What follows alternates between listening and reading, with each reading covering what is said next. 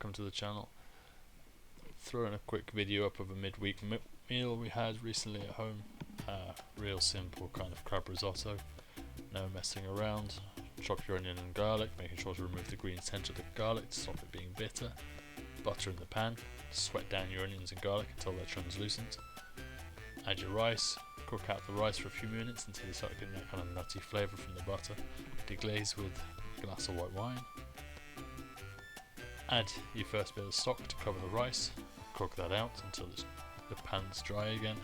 Cover the rice again in stock, repeat that process a third time, and then do your first taste test to check the cooking levels of the rice, making sure it's what you're looking for is that kind of slight resistance to the grain but with no rawness of flavour. When you're getting close to that cooking level, that is the last 2-3 minutes of cooking required.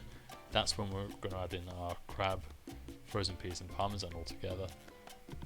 We're going to cook that out, and what we're looking for as a final consistency is when we drag our spoon across the bottom of the pan, the rice sort of falls back in and closes behind you, but not too fast, so you don't want it really liquidy.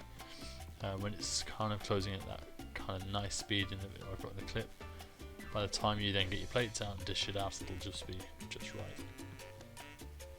If I wanted to dress this up a little bit, I would probably use sugar snaps rather than peas, maybe make a sauce with the peas, which is why I actually had so many of these in this dish. I was initially planning on doing a pea sauce to add some colour, but it was late and I was hungry, so I just threw them all in. Yeah, you add some sugar snaps, maybe a little pea sauce to add some colour around it, maybe some pea shoots on top. You can kind of dress this up as you want, maybe fresh, like some sliced spring onions for a little bit of a hit of flavour. But this is just, yeah, quick thrown together crab risotto. Cheers, take care, subscribe, like and all that good stuff. Thanks, bye bye.